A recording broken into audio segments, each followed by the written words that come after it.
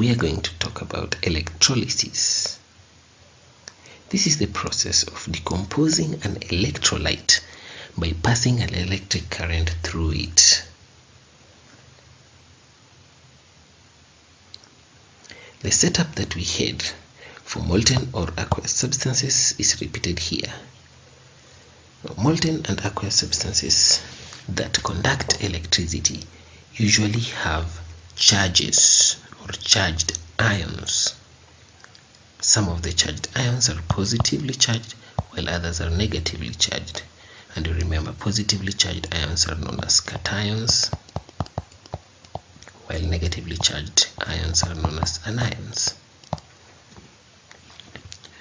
Before we close the circuit, the positive and negative ions are randomly distributed across the electrolyte. If the electrolyte is molten, will require heating. If it is not, then it won't require heating. However, let us assume that this electrolyte is molten, so will require heat.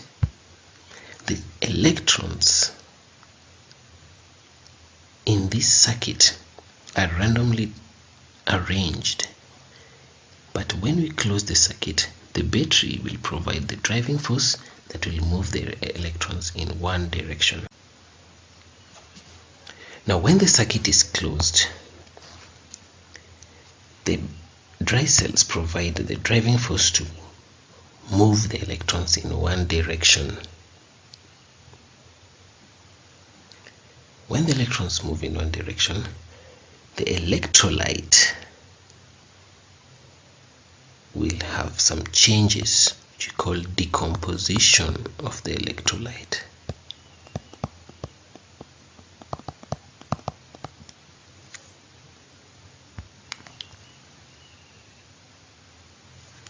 In this case, the electrons will enter the electrolyte through the cathode and leave the electrolyte through the anode. However, the positively charged ions in the electrolyte will be attracted to the cathode. As you can see, the direction of positively charged ions moves towards the cathode, while the negatively charged ions move towards the anode.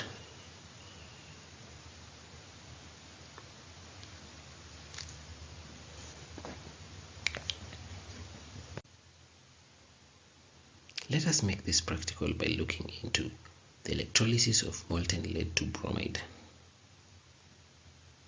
Molten lead to bromide is an example of a binary electrolyte.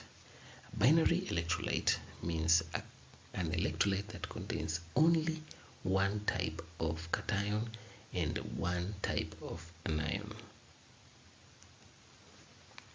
Solid lead to bromide does not conduct electricity because the ions in solid lead to bromide are fixed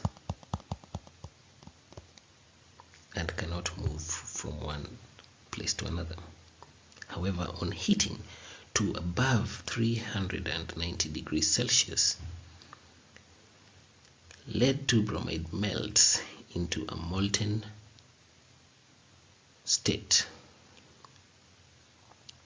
The ions of lead and bromine will become free and move randomly about the electrolyte. In this case, the electrodes that are used are graphite electrodes. Graphite is a suitable substance to use as an electrode because it is inert and does not react with most electrolytes. Additionally, it is a good conductor of electricity and it is relatively cheap compared to other electrodes such as platinum, which is very expensive, although it is the best.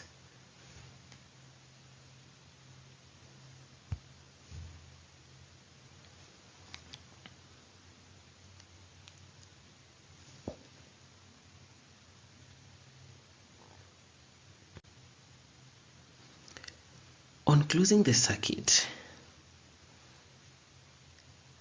the bulb will light because molten lead to bromide conducts electricity. Another interesting thing that will happen is that the flow of electrons will move in one direction from the negative terminal of the battery towards the positive terminal of the battery or the dry cells. Interestingly, at molecular level, the lead-2 ions will be attracted towards the cathode since they are positively charged, and the bromide ions will be attracted towards the anode since they are negatively charged. From the law of nature, you know that negative charges attract. So negatively charged bromide ions are attracted towards the positively charged positive terminal of the battery, which is connected to the electrolyte by the anode.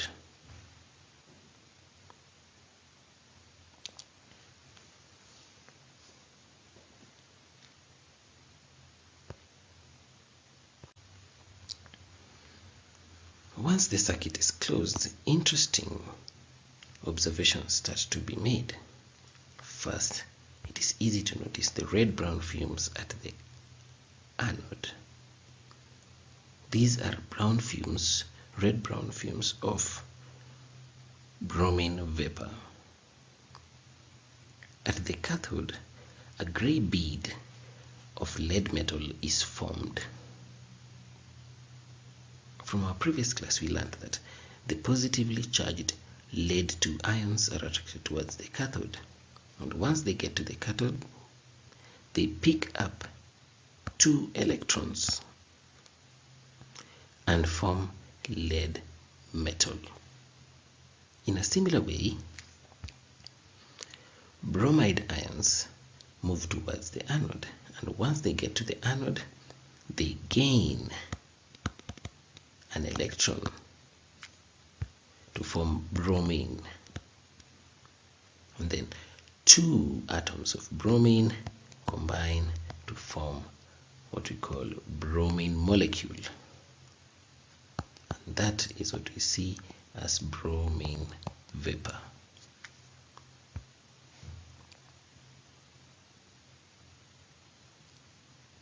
Chemically, these changes can be represented by electrode equations as follows.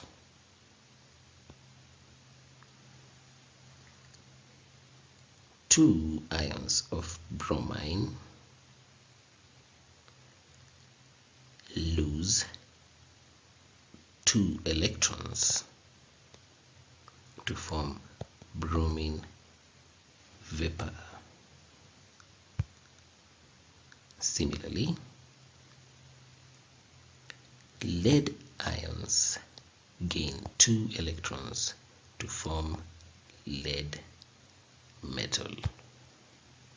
This lead metal is the gray bead, while these bromine molecules are the brown vapor.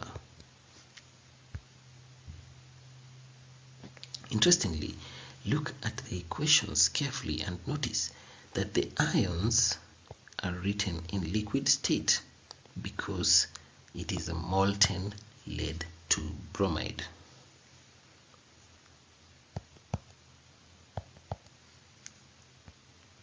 Similarly, the equation at the anode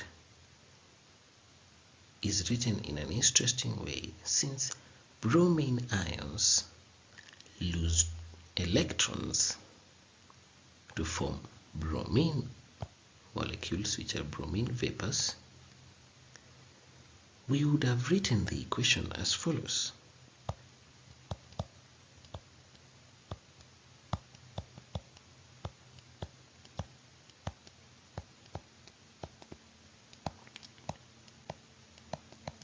However, In chemical equations, we do not usually use the negative sign. And that is why, just like in mathematical equations, we take these two electrons to the other side of the equation and they become positive. And that is why our equation at the anode is written in this form.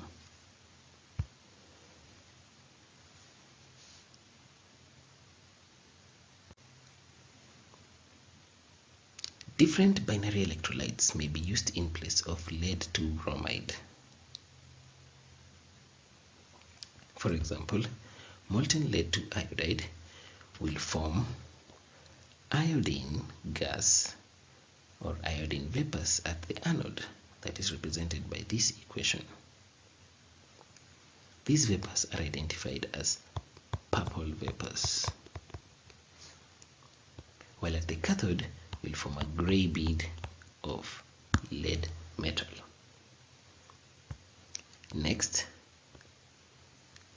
molten lead 2 chloride at the anode will observe a green-yellow gas, that is chlorine gas, while at the anode we'll observe a brown metal or brown bead, which is copper metal. For aluminium oxide, we'll observe a colorless gas, which is oxygen, at the anode, and a gray bead or gray solid at the cathode. For zinc chloride, we'll observe a green-yellow gas at the anode